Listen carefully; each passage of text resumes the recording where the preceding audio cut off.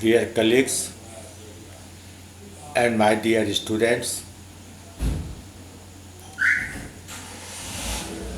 It is the second session of cell biology, and today I shall discuss plasma membrane.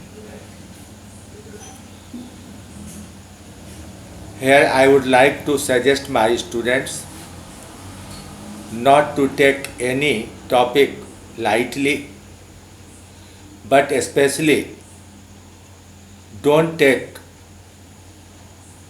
the modern biology lightly, because every day new researches are done and new findings come to our knowledge. Especially you are advised to take very serious attention in studies on cell biology, cytogenetics, biochemistry and molecular biology, and the biotechnology. When today I am dealing with plasma membrane, it seems that it is outermost membrane of the cell, it is okay. But not it is so. It is not okay. You have to know every aspect, how the theories suggested the membrane structure, what were the practical difficulties, how these were solved, and then what are the major functions.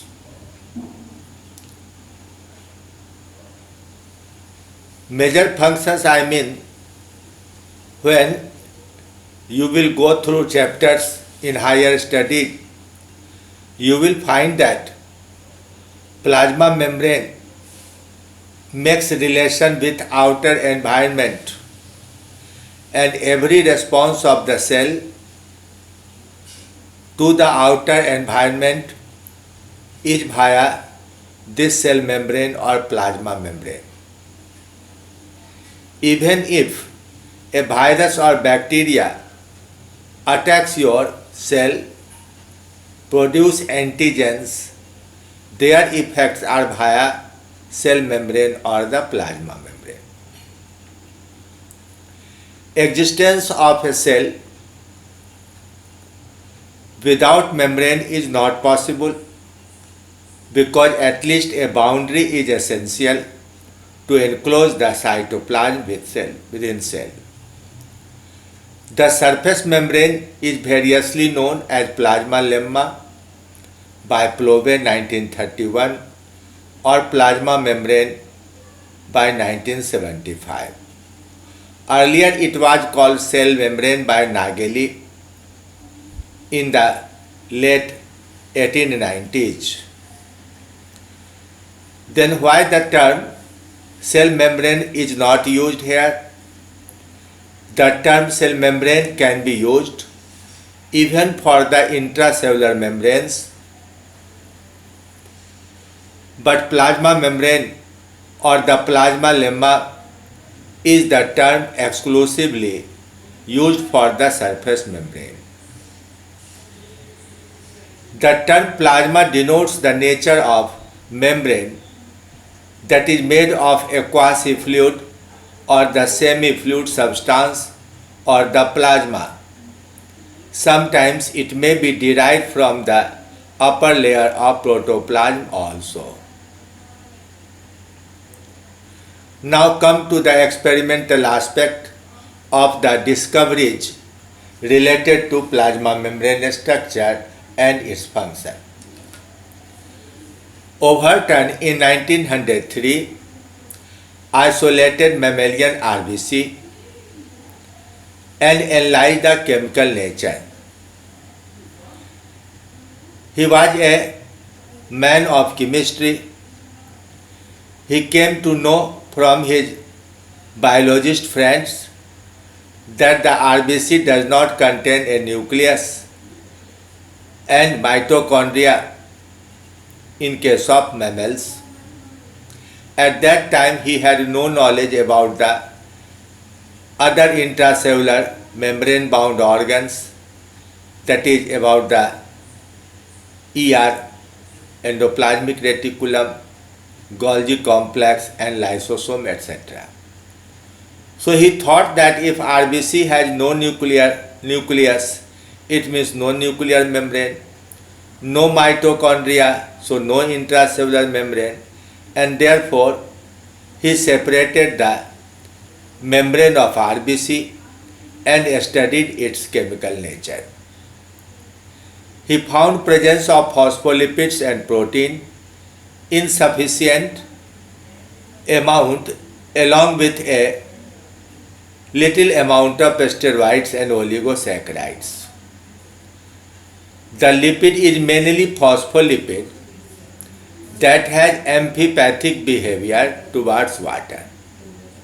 So he emphasized that the phospholipid must form bilayer with polar heads facing the two surfaces in contact of water and the tails away from water.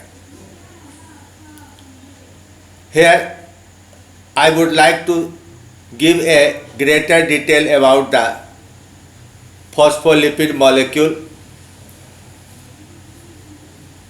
It has a molecule of glycerol, and on the 3 hydroxyl groups of glycerol, on the first hydroxyl, a saturated fatty acid is attached in most of the cases, and on second hydroxyl, unsaturated fatty acid is present in almost 96% cases.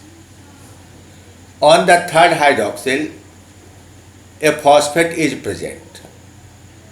Now the glycerol and phosphate together form the head part. Due to phosphate, it becomes negatively charged and therefore tends to remain with water. It is why it is called as polar head or the hydrophilic. The two hydrocarbon chains containing 16 carbons in average, rarely 2 more or 2 less, are always hydrophobic. These are non-polar and they tend to remain away from water. So the same molecule has one part tendency to live with water and another part has tendency to live away from water. This dual behavior, dual and opposite behavior of the phospholipid is called amphipathic behavior.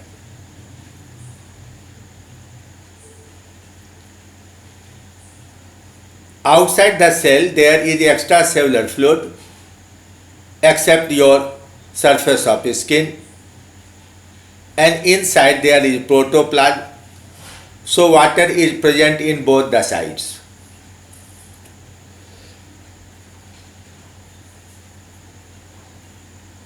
In the lipid bilayer, some molecules of steroids, that is cholesterol, also are found, but they don't play major role in the structure of plasma membrane. Overton did not give much emphasis on protein or glycoprotein, but presence of lipid bilayer is an universal fact. In the diagram following this discussion, you will find how water is present outside and inside, in contact of which the polar heads are there and the tails are away from the surface. Now, where the protein is present and what is the use of this protein? To study it, Danieli and Davson made an artificial lipid bilayer, mixed substances like calcium, magnesium, sodium, potassium, and studied the elasticity, surface tension, and electrical conductance of the artificial membrane and compared these properties with the natural membrane. But they did not tally. When he mixed a small amount of protein, it became similar in characters, and therefore Danieli and Davison in 1929 and 25 suggested that on both the surfaces of lipid bilayer, protein molecules must be associated non-covalently.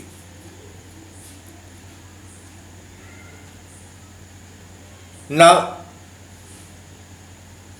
you can find differences in the amount of lipid and protein. It varies from cell to cell.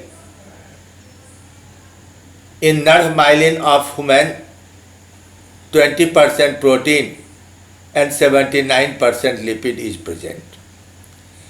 Erythrocyte has high protein, 60%, and only 40% lipid.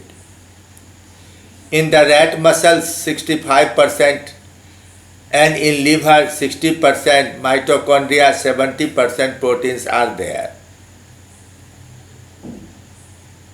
But if thus lipid is calculated per unit area, its amount becomes almost constant. The protein varies here and there, and on the basis of the structure and percentage amount of protein, the behavior of membrane also changes. These proteins may have fibrous, globular, or alpha helical structures in different cells. The nature of protein varies from cell to cell. That is, the membrane of amoeba should differ greatly from a nerve or a muscle cell. The protein gives the mechanical support to the lipid bilayer and its strength, its flexibility. So if there is higher amount of protein, the surface becomes tough and hard. But if there is poor amount of protein, it is as soft as the wild surface. Some of the proteins maintain structure and rigidity or elasticity of the membrane, but most others have specific biological functions. Danieli et al. At first suggested formation of continuous sheet of protein in two sides of the plasma membrane. But very soon in 1930s, it was found that plasma membrane is selectively permeable membrane. To explain the selective permeability of the plasma membrane, Danieli and Wilson in 1935 suggested presence of numerous pores of 7 to 10 angstrom diameter. Now see the diagram. This outer layer is made of protein, and near the pore of 7 to 10 angstrom diameter, the protein from outer surface come to inner surface. This is the lipid bilayer in which the heads are facing towards water inside and outside the cell, but the tails are away from water, being hydrophobic.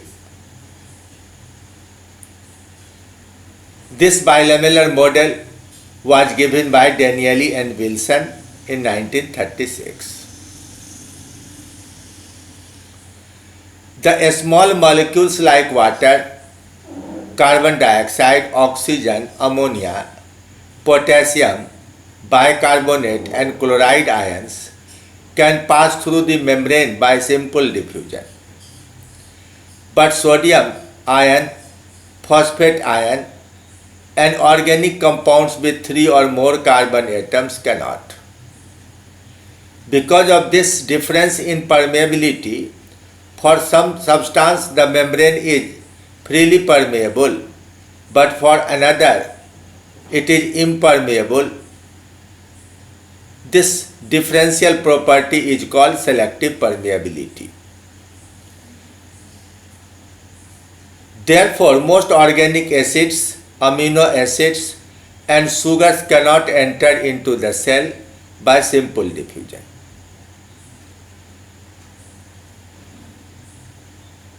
Therefore, in the model of Danieli and Wilson, the pore size was fixed between 7 to 10 angstrom diameter. Recently, when the size of these molecules, carbon dioxide, oxygen, ammonia, potassium, bicarbonate and chloride were measured, bicarbonate is larger, chloride is smaller, potassium is still smaller. It was found that their diameter is always less than 3 angstrom. So any pore with larger diameter, even 5 or 7 angstrom, can allow their movement across the membrane.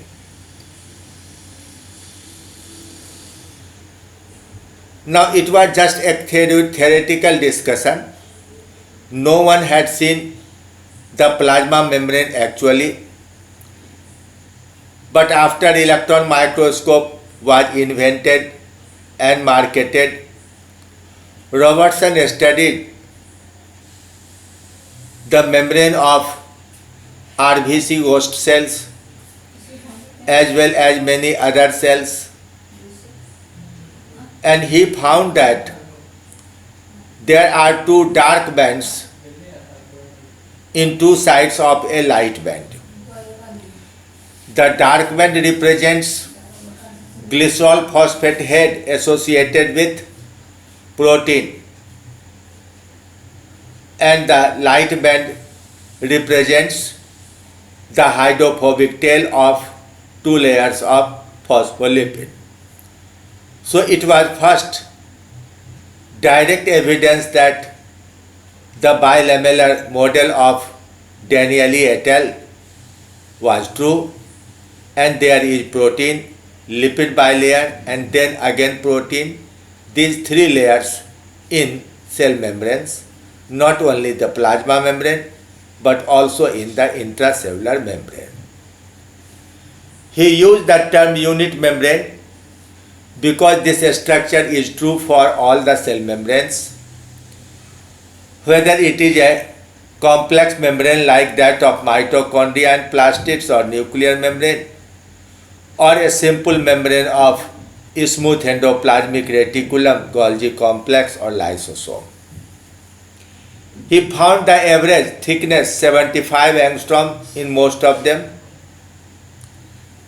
but the thickness increased up to 120 angstrom in the RBC host cell, especially the outer surface was thicker.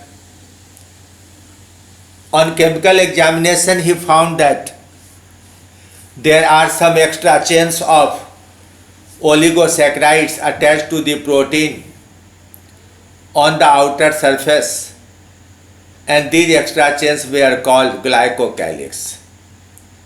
And because of their presence, the thickness could increase up to 120 angstrom. So for RBC membrane, he used the term greater membrane. It is not a separate model. It is just explanation of the earlier model, verification and improvement. Now see how the electron microscope observes membrane. The cell membranes are present in two sides at a cell junction, leaving a space in between them. That is called intercellular space. So in each cell there are two thick lines and a light band in between the two thick lines.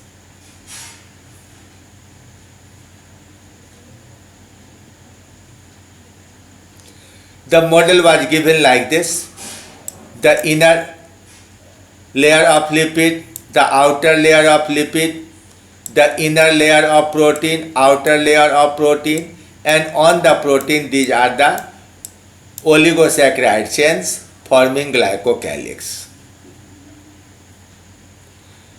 This was the model given by Robertson in 1956. Now come to the recent model. In 1960s, it was found that the steroids are absorbed as such through the intestine without being digested and readily enter into any cell and in the blood circulation within 15 to 20 minutes. Steroids have at least 17 carbon atoms in the nucleus. So a question arose: if a molecule of pyruvic acid with only 3 carbon cannot enter, how the large molecule of steroid can enter into the cell without any digestion, without any breakdown? Later on it was found that many other fat-soluble substances like vitamin A, D, E and K also can pass through plasma membrane. How it is possible? Definitely they do not cross through the pores suggested by Danieli et al. They have some different path. They have some hidden doors for crossing the membrane. What are the doors? This mystery was solved by Singer and Nicholson, who proposed their famous model, fluid mosaic model. According to this model, the lipid bilayer is semi-fluid, quasi-fluid structure that can flow horizontally or laterally. The protein molecules are distributed over the surface, randomly forming mosaic. Mosaic is made of protein and lipid bilayer is the fluid medium. So there is no continuous sheet of protein over the surface of membrane. These proteins, which are bound non-covalently to the lipid bilayer, are called integral proteins. Some of the proteins are associated only on the surface, which are called surface integral proteins, whereas the others may pass across the lipid bilayer and form transmembrane integral proteins. Some proteins are loosely bound to the surface and can be changed time to time in different physiological conditions. Most of these proteins have a specific biological functions, so their types, their number differ in different cells. Now see the typical model of lipid bilayer. These yellow round structures present on the surface are the lipid heads, glycerol phosphate heads exposed to the outer environment. Similarly, towards the protoplasm also, most of the surface area are exposed, not coated with the protein. Proteins are randomly distributed here and there. These are seen in blue color, shown in blue color. Some alpha helical proteins are across the membrane as well. Now the glycolipids have carbohydrate chains. Similarly, the glycoproteins also have glycoprotein, glucose and protein. So the glycoprotein also have oligosaccharide or carbohydrate chains. These chains are shown attached to the surface of protein as well as lipid hair. This lipid bilayer has 75 angstrom thickness as suggested by Robertson, but practically you will find that many of the membranes have only 60 angstrom thickness of plasma membrane, not 75 angstrom, because the protein does not make a continuous coat. From any of the two surfaces, large area of lipid bilayer is exposed to outer or inner environment. Therefore, the fat-soluble substances like vitamins A, D, E and K and the steroid can easily dissolve and diffuse through it. Thus, these substances do not need a specific pore of larger diameter. They just come in contact of the lipid bilayer, dissolve in the lipid, diffuse across the membrane, and wherever find the space to move out or move in, they can cross through the membrane. Water-soluble small molecules and ions pass through pores made in the transmembrane proteins called porins. They need pore. Water-soluble substances need a pore, but lipid-soluble substances do not need a pore. So mark the difference between the two types of substances. For the larger ions and organic molecules, you see, membrane is impermeable for sodium, calcium, magnesium, a number of metallic, bivalent metallic ions, iron, zinc, sometimes a small amount of copper, and many of the organic substances, but the cells need them. So, there are specific devices called active transport system for transport of these larger substances. The active transport system needs enzymes like translocase and ATPase and utilize energy from ATP. So whenever there is energy expenditure in the transport, energy in the form of ATP is utilized for transport. It is called active transport. The passive transport does not need energy utilization, but the active transport needs energy utilization. So energy in the form of ATP is used. Now see some of the diagrams showing simple diffusions.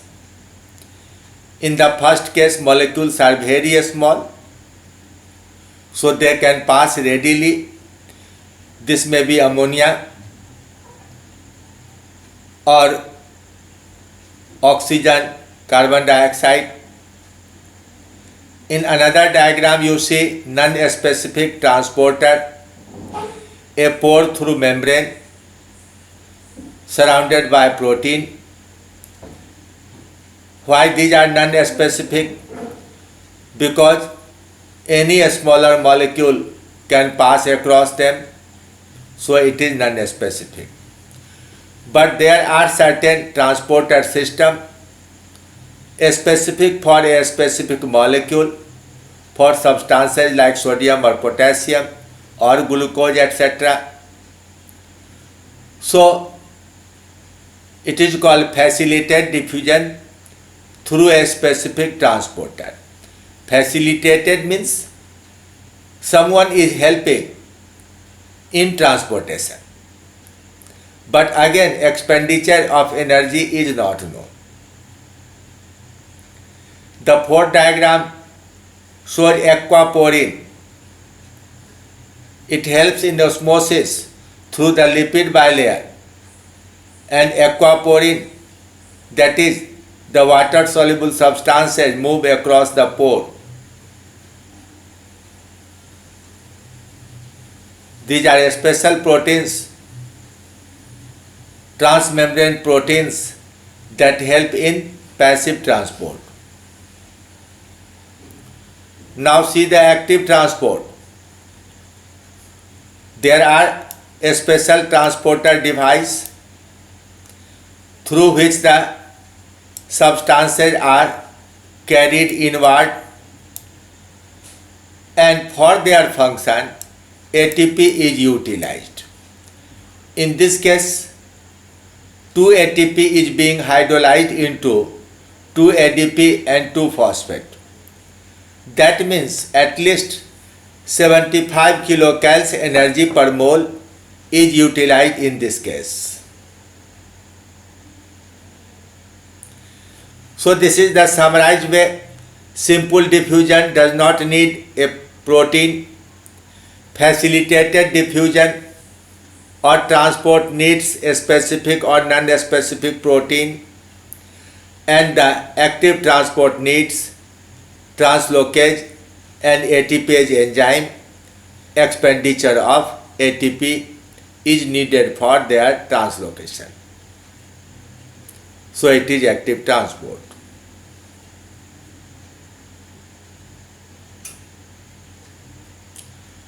Sodium potassium pump. It operates in the nerve cells, muscle cells, and most other cells.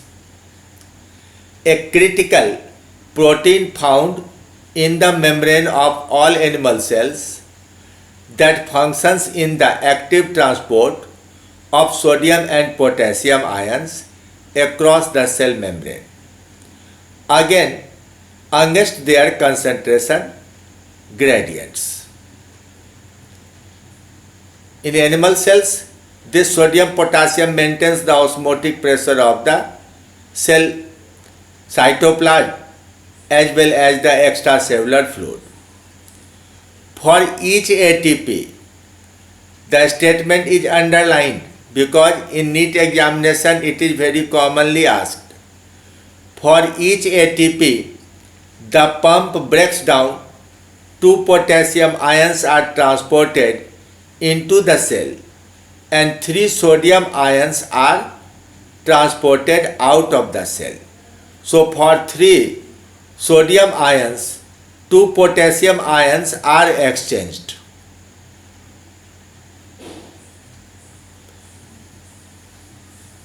On different cells and tissues, protein receptors specific to hormones, antigens, and other substances are found, which may differ from tissue to tissue.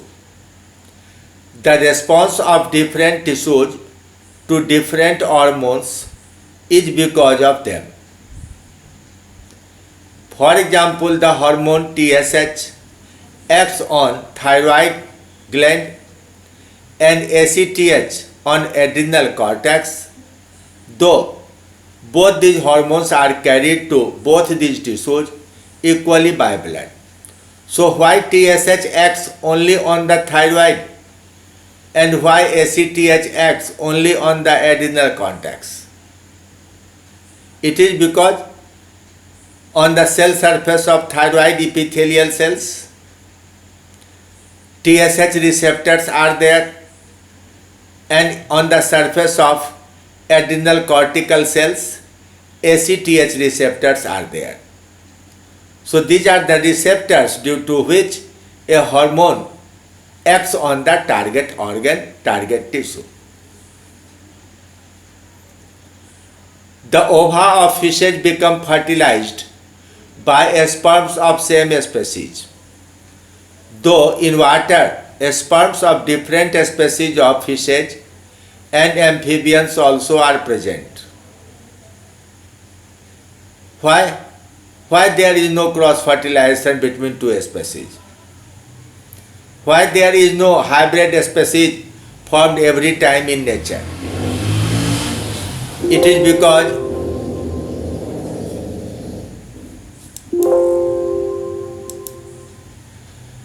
because the gametes of same species contain a specific gynogamon or fertilizing on the surface of ovum and the endogamon or anti-fertilizing on the surface of sperm.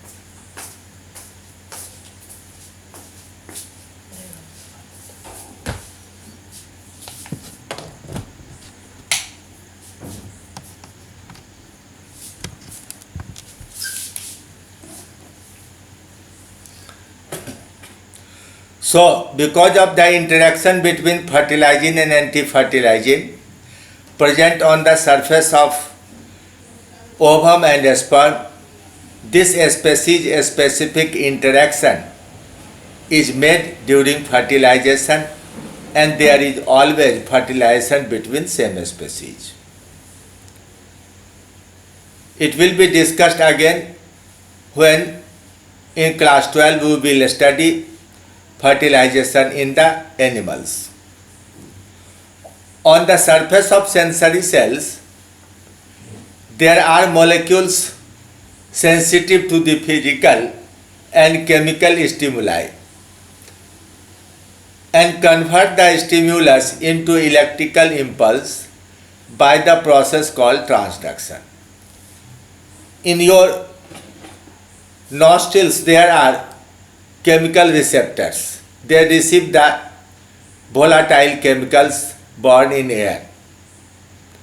On your tongue, there are other chemical receptors for the sweet, sour or salty tastes or bitter tastes.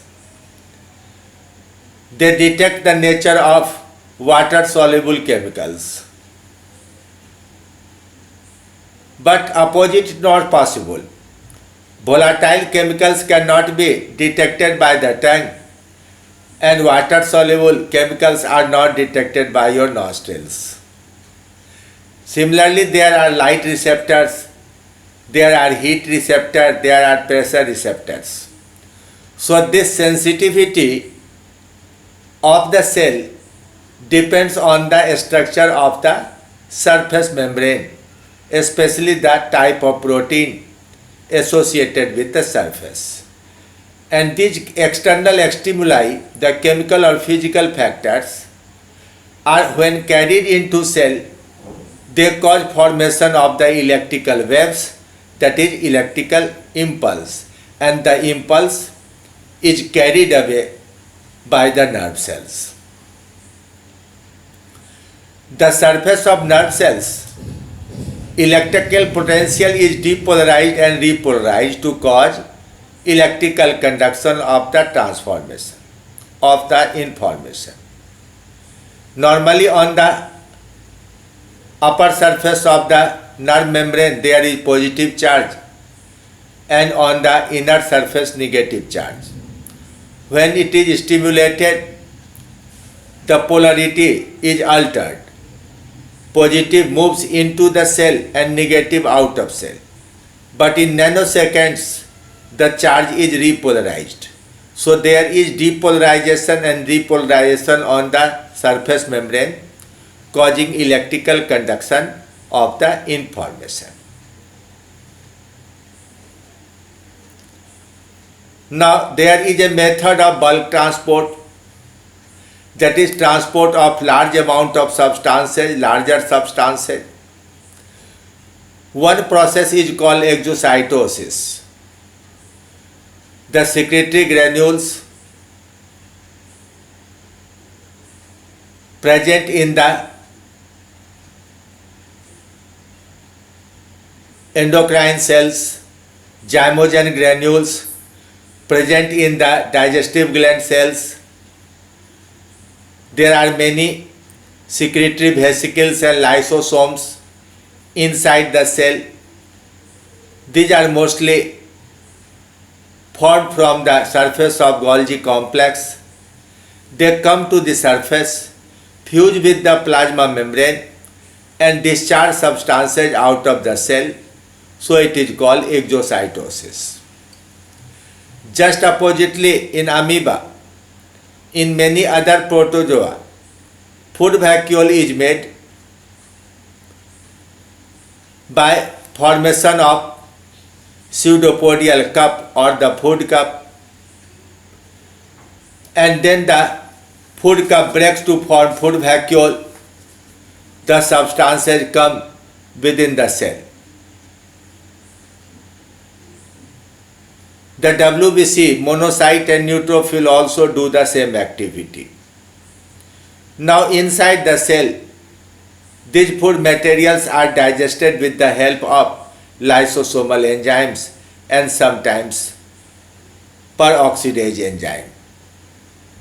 The parasitic and marine protozoa have problem of exocytosis of water. It is diffusion of water out of cell. So they used to drink water by forming the food cup like structure, that is called pinocytosis.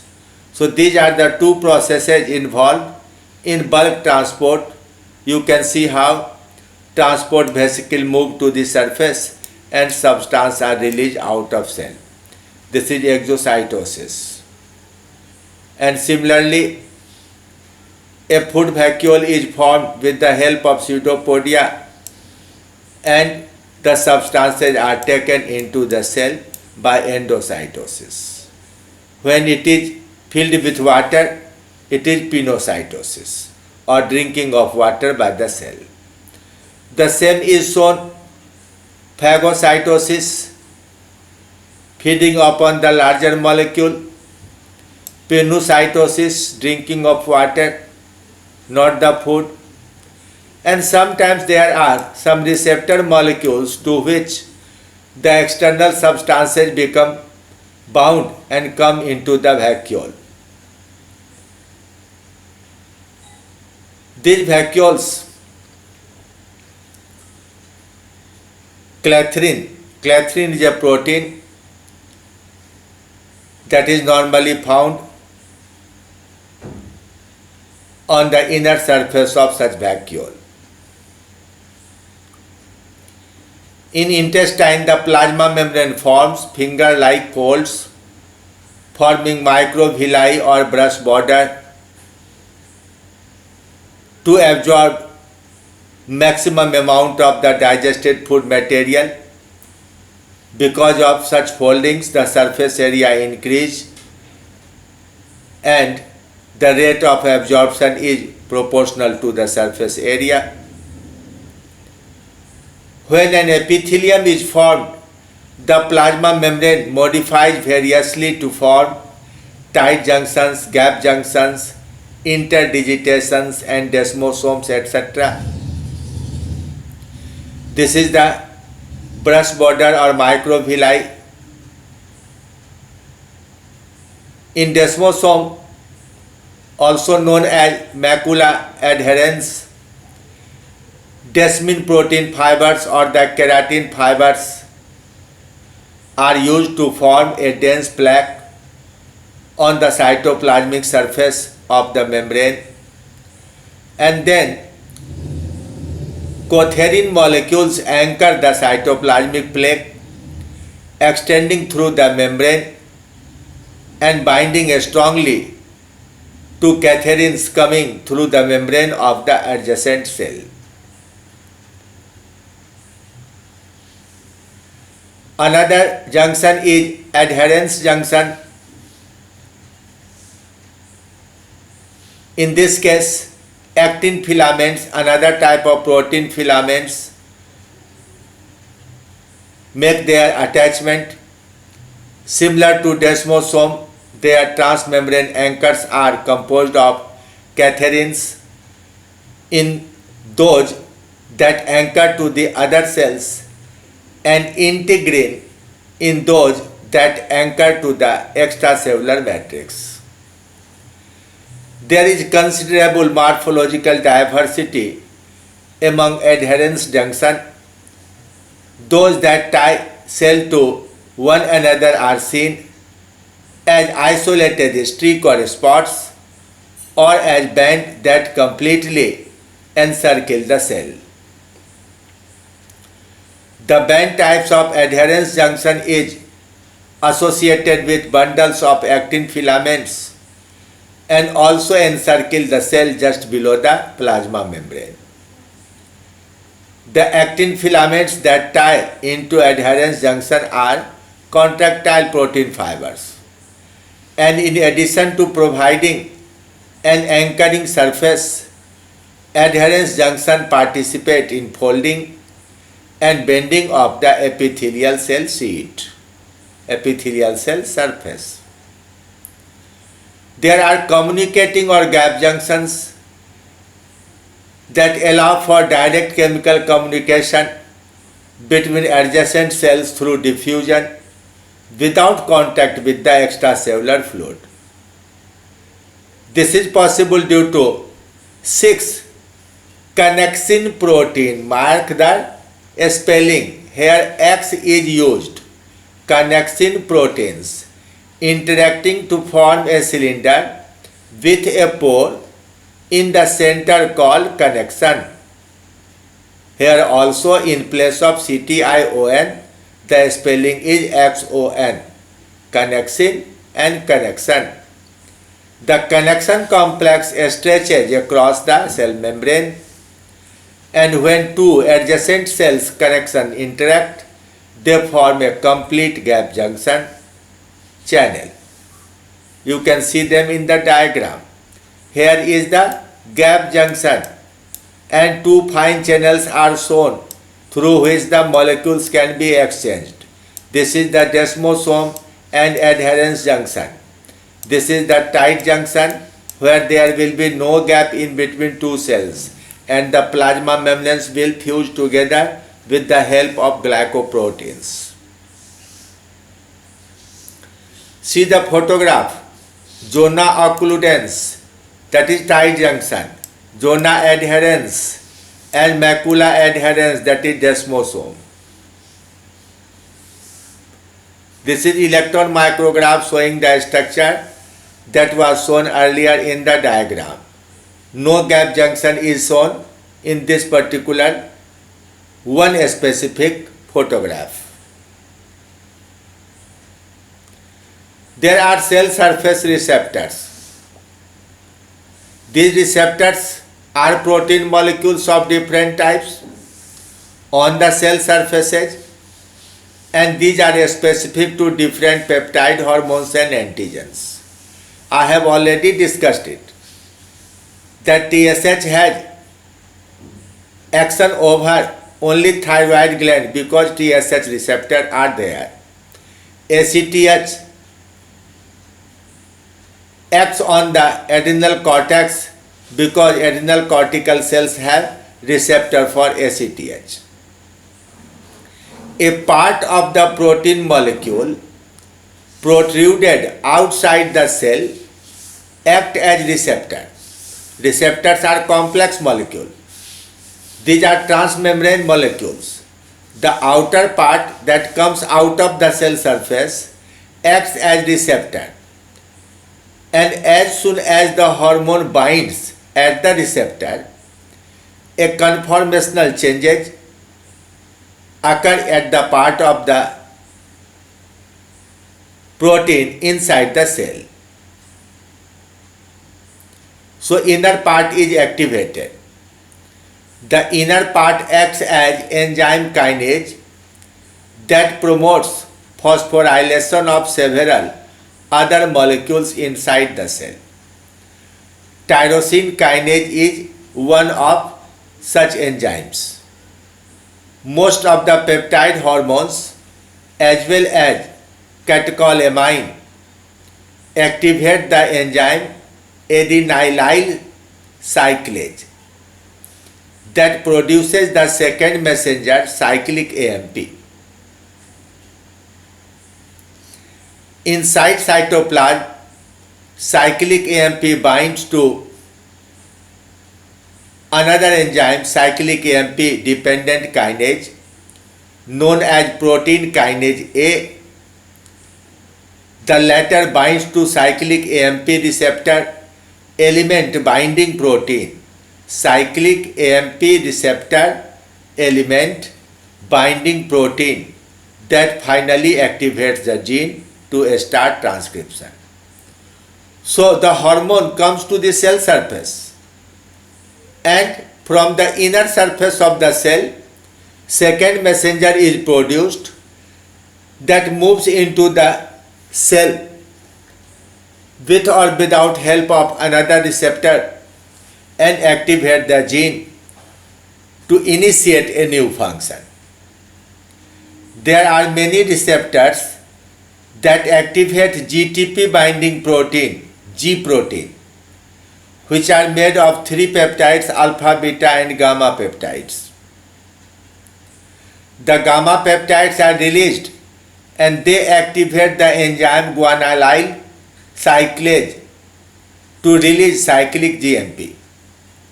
The second messenger activates a cascade of enzymes modifying the cell physiology. In different target cells or tissues, different activities are controlled by the same second messenger. That is, cyclic AMP controls activity. See, in this case, cyclic AMP is formed. Here is the cyclic AMP that becomes bound to protein kinase A that was inactive, and after that it becomes active complex that will control the genetic modification of the cell, genetic activation of the cell.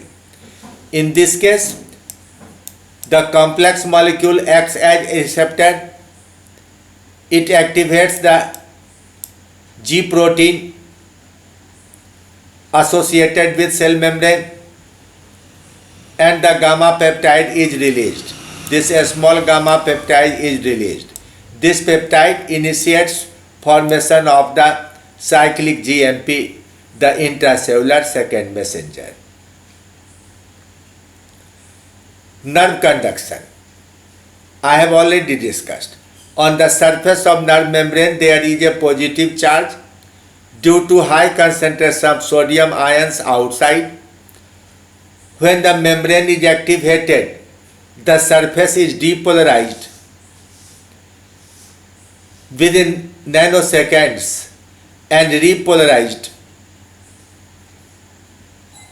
This repolarization wave proceeds forward like a transverse wave, and the impulse is transmitted very fast from one nerve cell to another nerve cell or to the muscle cell. So you can see a diagram. The charge is shown on the inner surface. It is almost more than minus 87 or 88 millivolt.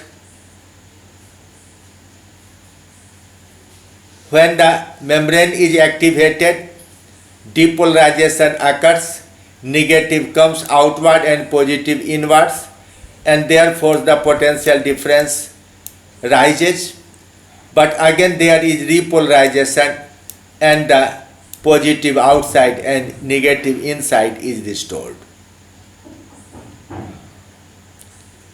Now you know sufficiently about the structure and function of plasma membrane and understand the mechanism how the food and minerals are absorbed, transported to various tissues, and how excretion can occur in our body.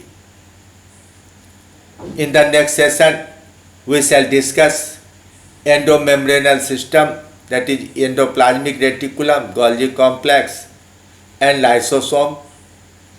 Thank you very much.